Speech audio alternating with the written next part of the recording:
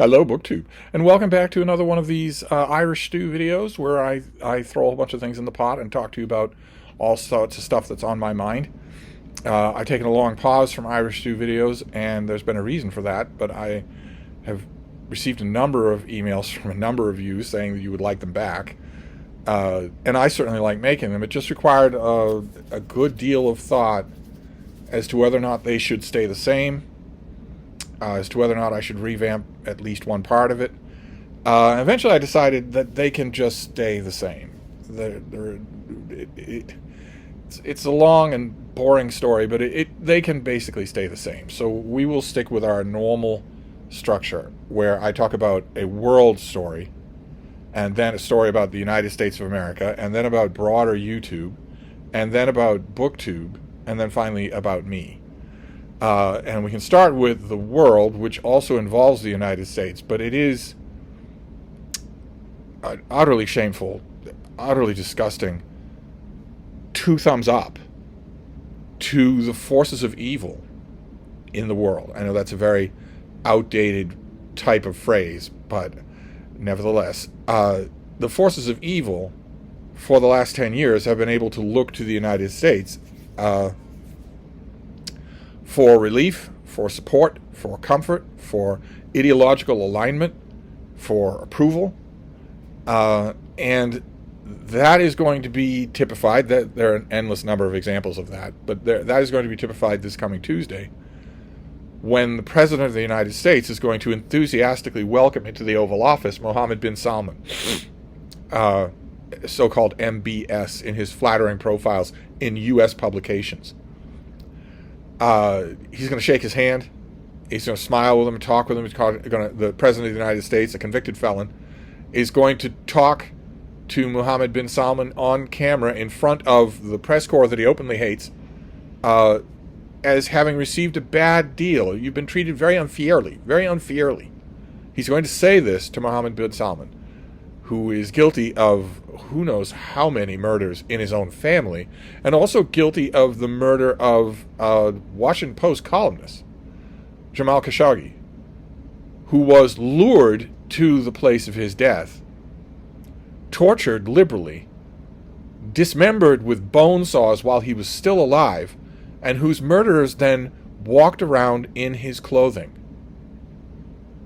They took pictures, cell phone footage, everything, all of it, of every last minute of it, including the utterly dehumanized last minutes when anyone in that position, anyone at all, will beg for their lives. They took cell phone footage and photos of all of that and shared it with Khashoggi's family and forced them to publicly exonerate the killers on TV. And every single detail of that horrific story, every single detail of it, was not just thought up by Mohammed bin Salman, but specifically individually ordered by him. Every single step of the way. Now call him into the embassy. Now gouge his eyes out. Now carve one arm off.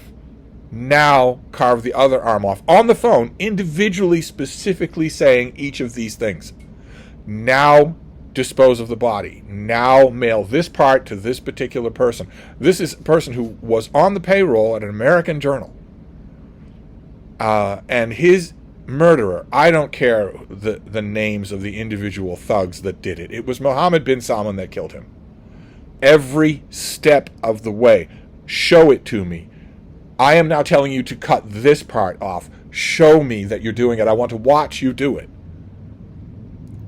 He's going to be welcomed in the Oval Office. So the forces of, it's a U.S. story, but it's also a world story, because the forces of evil all over the world now know beyond a shadow of doubt, on Tuesday they will have ample photographic evidence, if they didn't have it before, that they have a friend in the Oval Office.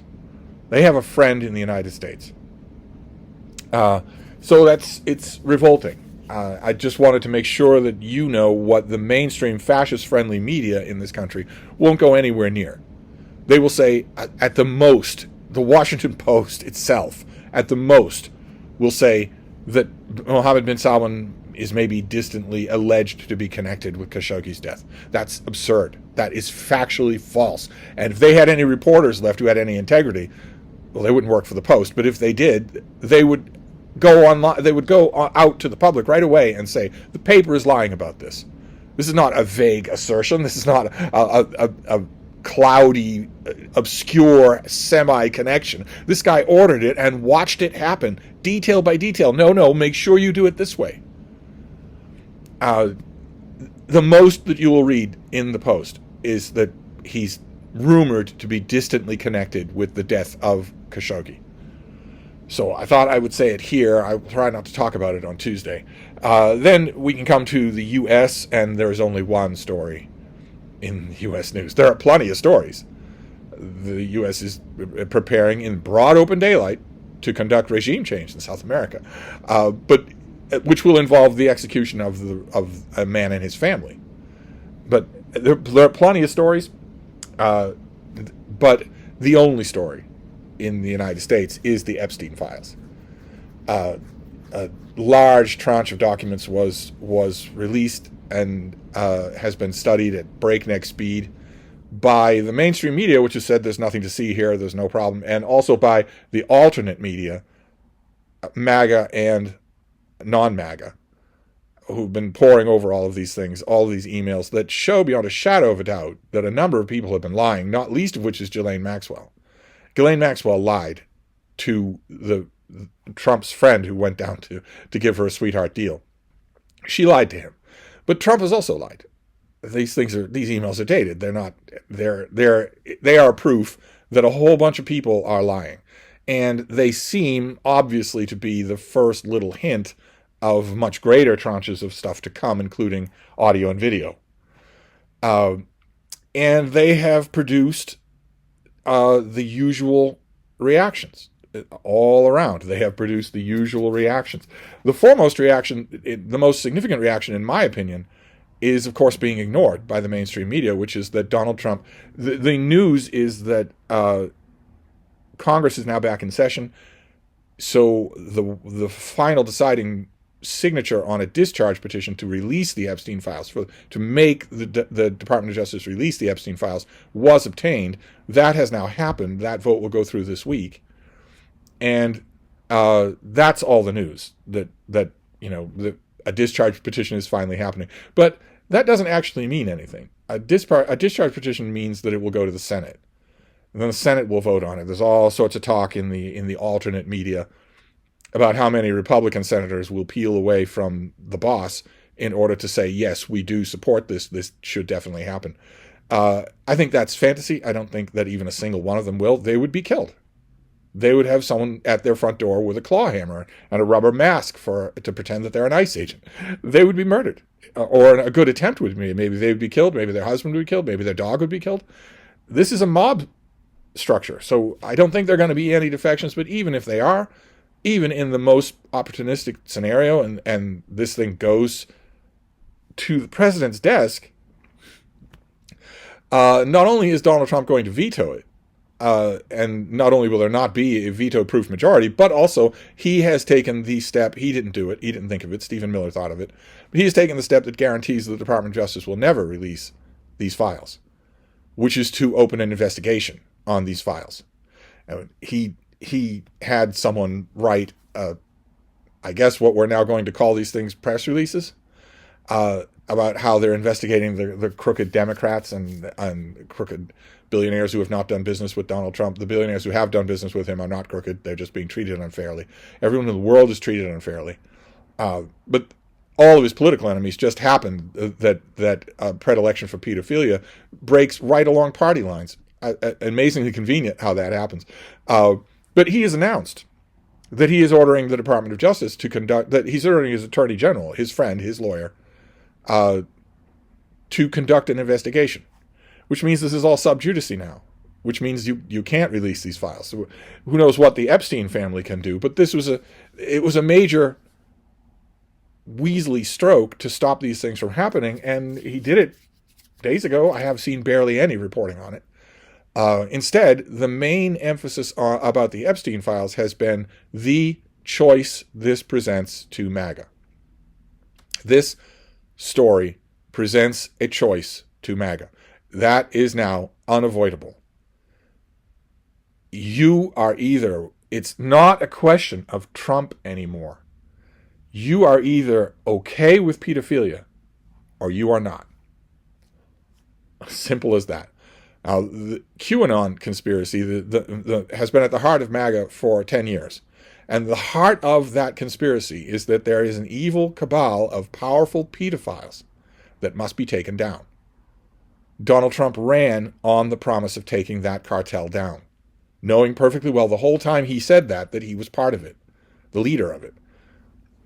The incompetent leader of the FBI and all of his incompetent apparatchiks, an utter buffoon named Kash Patel, built an entire podcasting career on the Epstein files, on this massive cabal of pedophiles, of predatory pedophiles.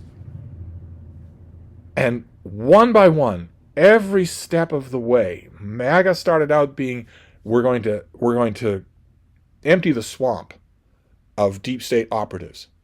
We're going to restore justice to the people. We're going to be a true populist regime. We're going to return this country to Christian values. And one by one by one, MAGA has had to learn to change their mind on those subjects. One by one, they have been morally debased. It's okay. We want to drain the swamp, but it's okay if Trump packs his cabinet and all of his administration with deal-making billionaire cronies. We'll look the other way. We'll be okay with that. We claim to be in favor of Christian values. But we will first deny, as a Democratic smear, that Donald Trump paid a porn star for sex while his wife was at home with a baby.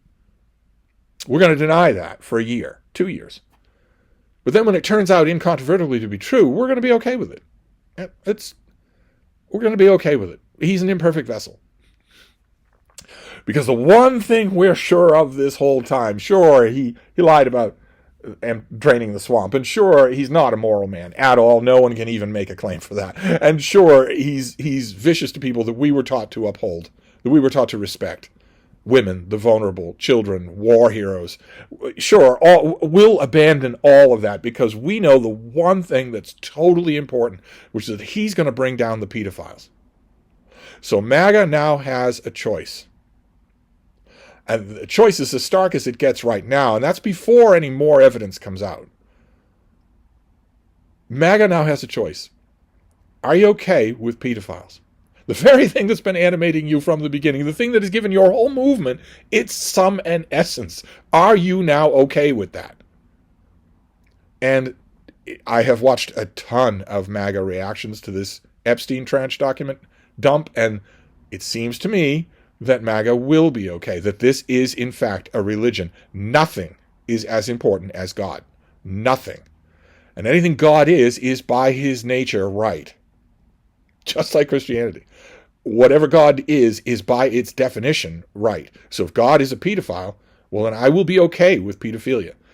And I've watched all the reactions. The most famous one is from a bubble-headed bleach blonde named Megyn Kelly, who is now infamous. She won't lose a single sponsor. She won't lose a single dollar. She will be, if anything, richer. She is unbelievably, blindingly proud of herself, more so now than before she got the firestorm of reaction to her comment a day ago saying, well, it's not pedophilia if it's 15. 15 is, barely legal. A million people have pointed out that 15 is not legal at all. And that is also monstrous. You are making apologies for pedophilia. You have been degraded, which is what Trump does to everyone. You have been degraded to the point where you are apologizing for pedophilia. Megyn Kelly has a daughter who is almost 15. And she is saying, well, I'm not making excuses for this. I'm not happy about it. But a man who wanted to screw my daughter at 15 wouldn't be the same as if she were 8. Monstrous, in other words. Utterly monstrous. And she's not alone. She's blindingly proud of the pushback. We live in a warped world now where if people criticize you for being a monster, you're more happy than ever. you know you're on the right track if they're doing that. And once you've reached that point, you can say goodbye to moral accountability. It doesn't exist anymore.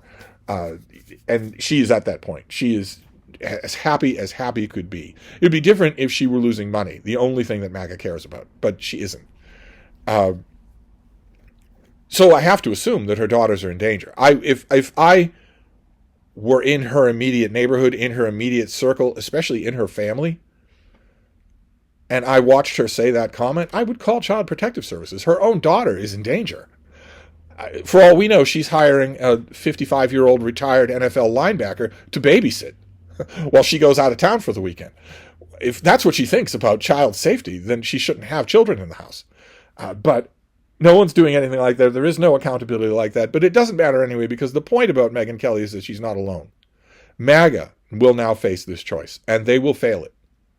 They will be, instead of being a party that, sure, normal morality, cheating on your wife, lying to the public 50,000 times, we can dump all that off the side. He's an imperfect vessel, he's an imperfect vessel, he's an imperfect vessel. As long as he's after the pedophiles.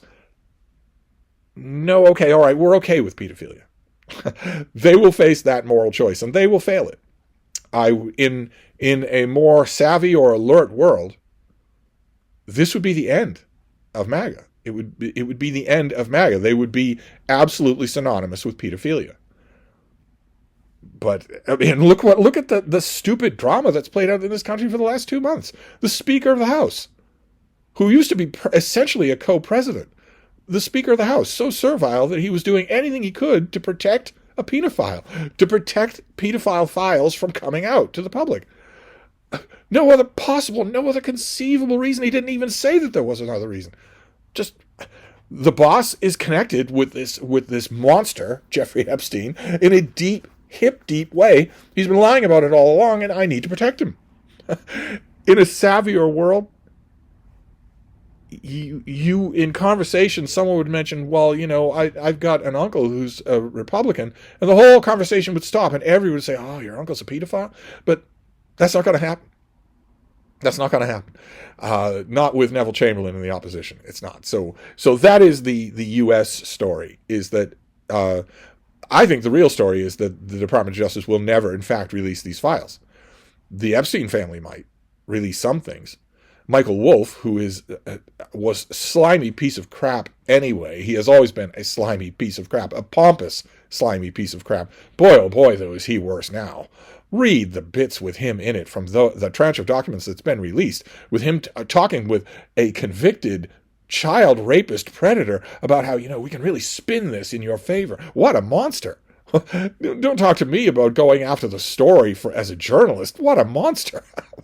But to me, the main story is that Trump has guaranteed, by opening this fake investigation, that he will never release what the Department of Justice. I'm sorry, I would like to, but my taxes are being audited.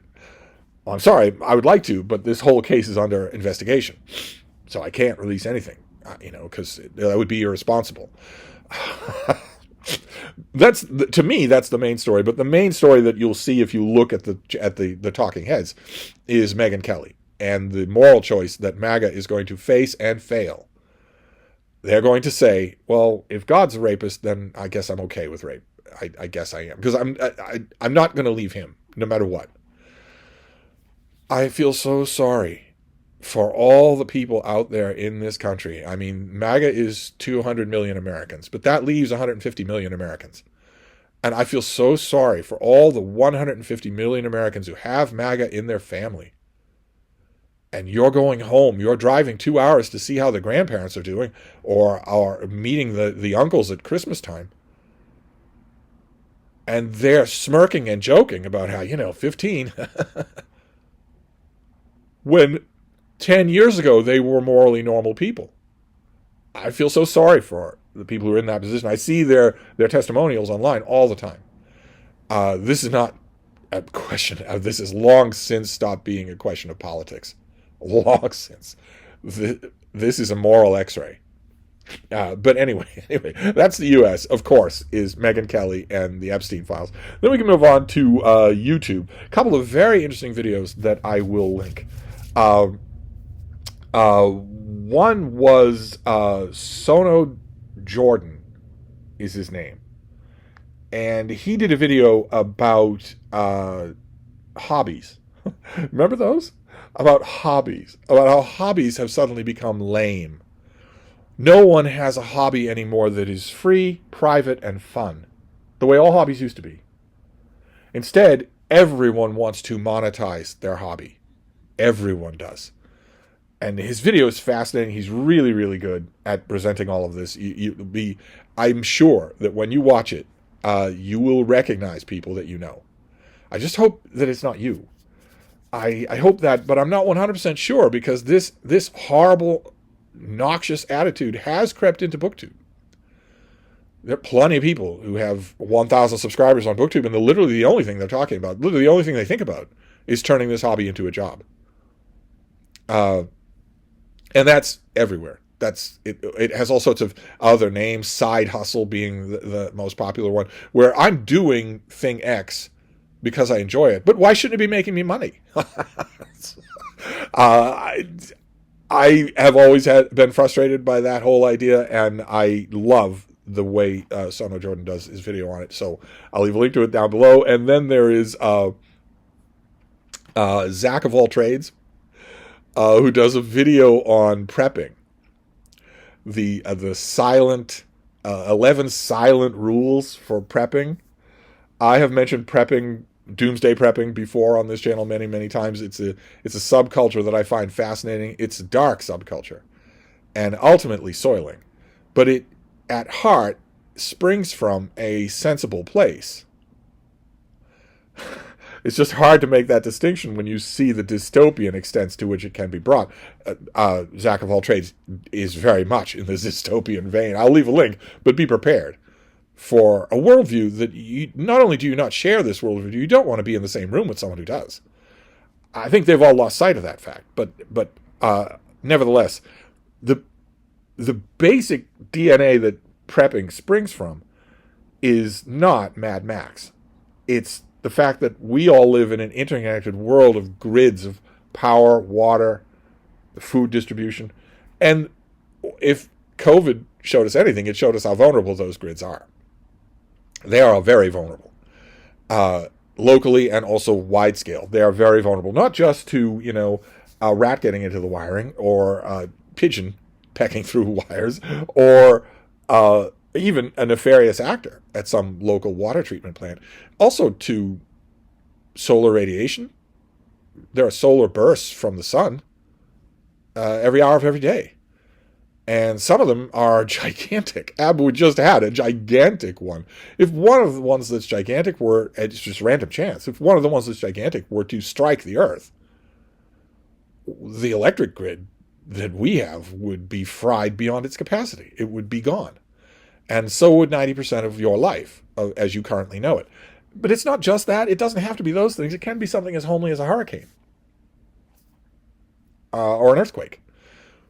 So the very basics of prepping is, do you have the ability to live without that grid for an extended period of time? Let's say 2 weeks. Do you have the ability to do that? 2 weeks is not a long time. If the damage is catastrophic, 2 weeks would not be a long time. But let's say 2 weeks.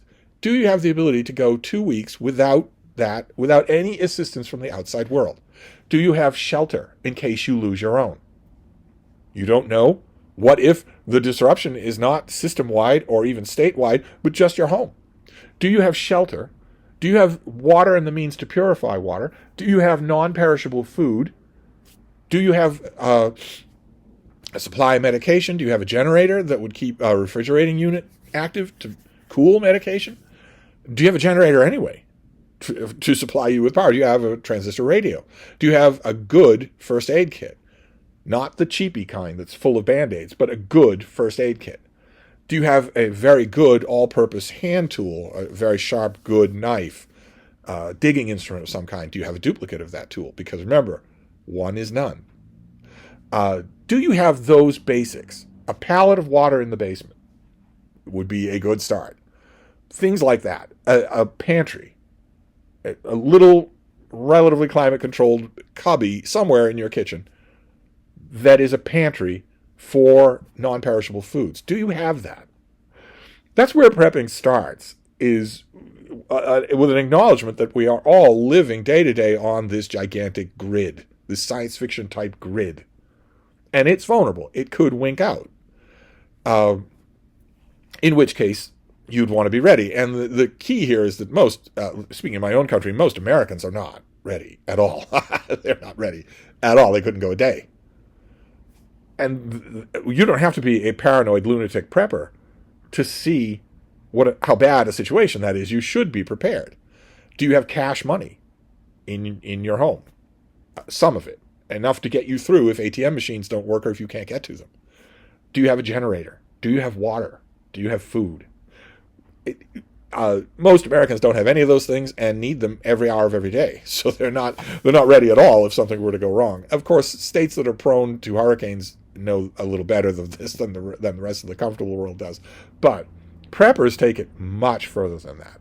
Oh my God. Preppers assume that the world is coming to an end, and Zach of all trades does. He gives you 11 silent rules for how to live in the dystopian world that will instantly result if the grid goes down.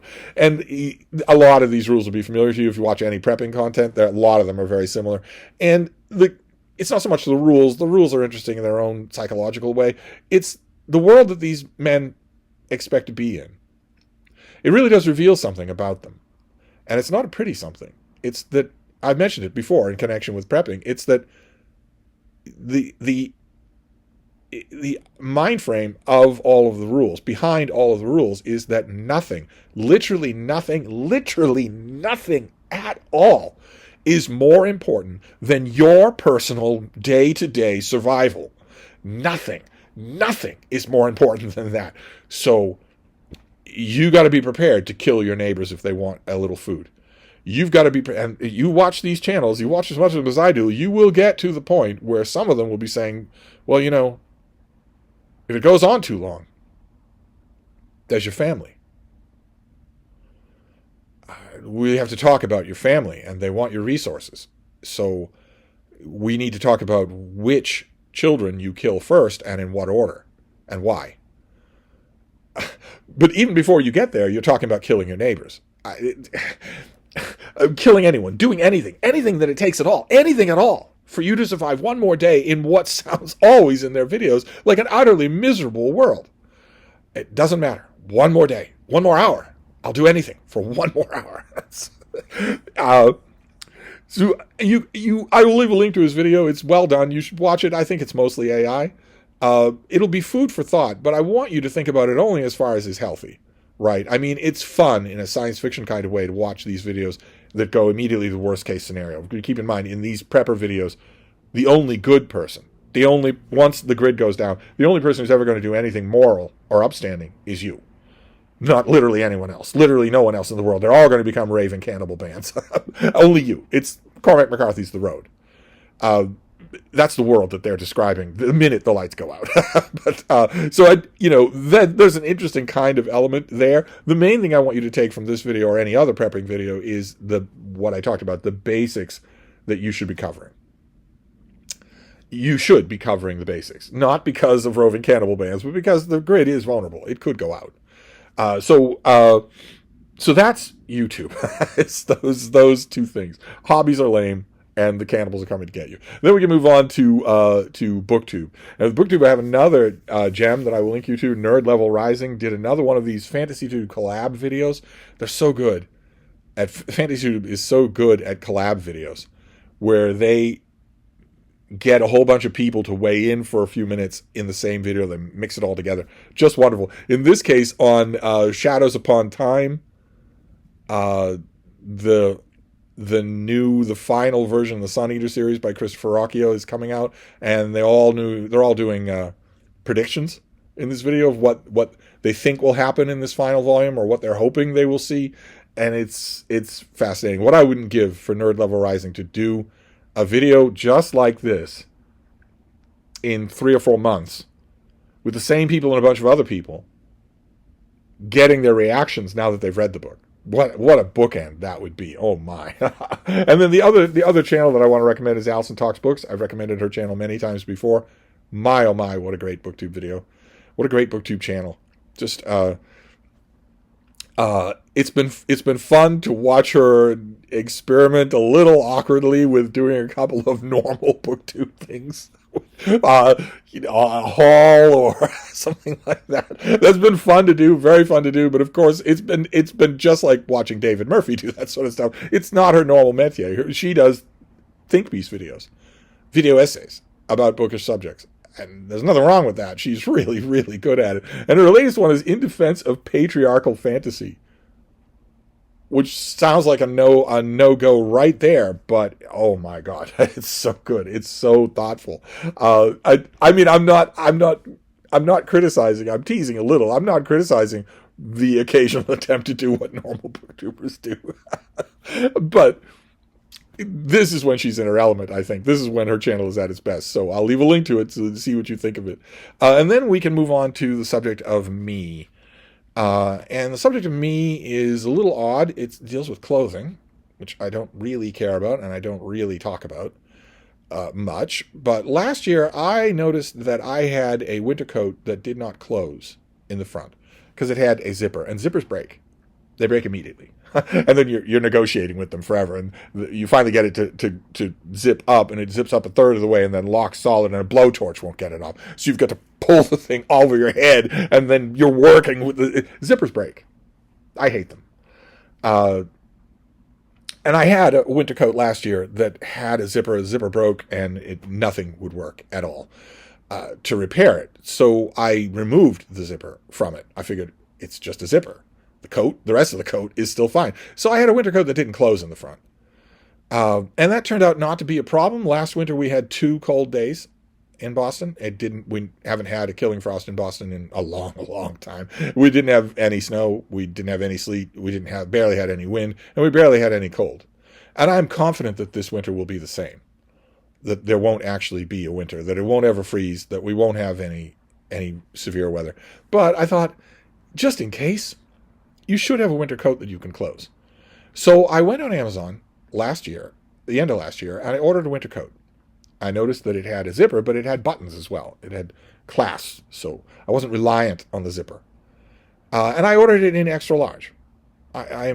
You can't tell from this video. Some of you were so shocked when I did a video with David Murphy where you were able to see the rest of my body. I'm still laughing about that. Some of you were saying that this is such a shock to my worldview that Steve exists below the clavicle. But you can't really tell from this video. But I am an old guy, I am an ungainly guy, and I'm a big, huge, fat guy. My hands are big, my feet are big. I'm a big, old, fat Irish Catholic guy. I figured extra large would be fine. Thing barely fit over my arm. I got that winter coat and I put it on, and it was snug, let's put it that way. And I thought, well, you went all the bother of buying it, and it got here, and it's a winter coat, and it clasps in the front. So, put up with it. So it's maybe you got just a small extra large. And I used it. During some of the chilly days, I used it. And one of the things I noticed right away is that a deep breath of mine would pop those clasps open. It's ridiculous. Like something out of a Charlie Chaplin comedy. I put up with it anyway, and finally decided, this is ridiculous. This is ridiculous. So I went on Amazon and I ordered another winter coat. This time, double extra large. And it's the same. It came just the other day, and it's the same thing. So I don't know what to do here. I am a big, fat, ungainly Irish guy, but I'm not the Incredible Hulk. So I have to think that sizing has gone wrong.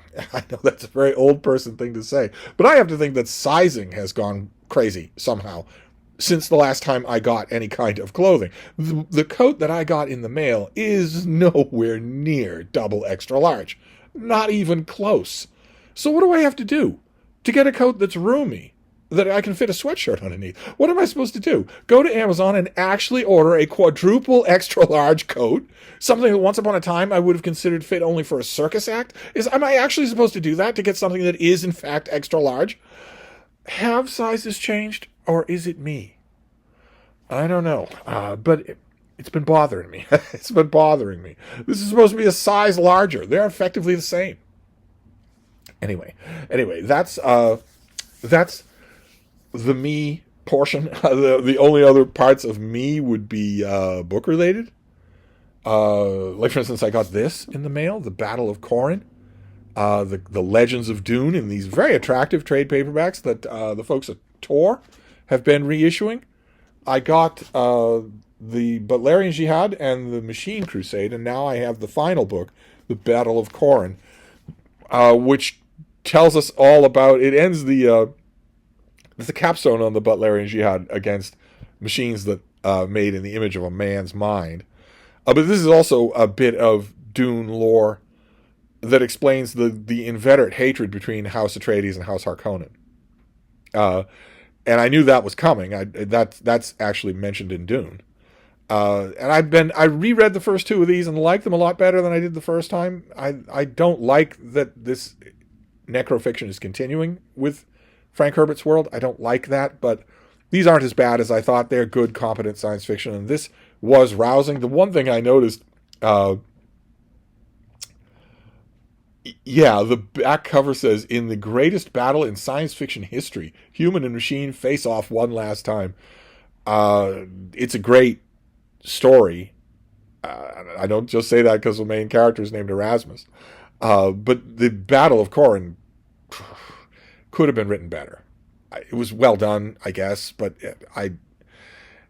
it wasn't anything like. I know it's a silly thing and maybe even invidious to say, but Frank Herbert would have written that battle a lot better. I don't think Frank Herbert had much interest in big battle scenes, but if he had done it, anyway, I shouldn't make this sound negative. I did really enjoy this. I surprisingly enjoyed these three trade paperbacks. And the other bit of bookish news is a piece of World War II history that I feel duty bound to show you. It's this. It's James Holland's book, Casino 44, The Battle of Monte Cassino, The Taking of Rome, by U.S. forces. Fascinating story that has been... Monte Cassino has been written about a whole bunch of times. This is James Holland, who's a well-known and prolific World War II historian working today, and this is now out in paperback. And the paperback has a blurb by Andrew Roberts, starred blurb from Kirkus and Publishers Weekly, and also a named blurb by David Murphy, the aforementioned David Murphy. David Murphy, Open Letters Review. So if you're looking for that book, if you were interested in hardcover, but you wanted to wait for the paperback, well, now you have a reason to go and buy the paperback. It comes highly recommended by someone whose video you can go and look at, who appears on this channel. No matter how warped or negative or horrible the universe is, seeing a named David Murphy blurb on a World War II paperback sets things considerably to rights again. So there you go. There's an Irish Stew video for today. We will continue these, I guess. So I'll see you in the next one. Thank you, BookTube.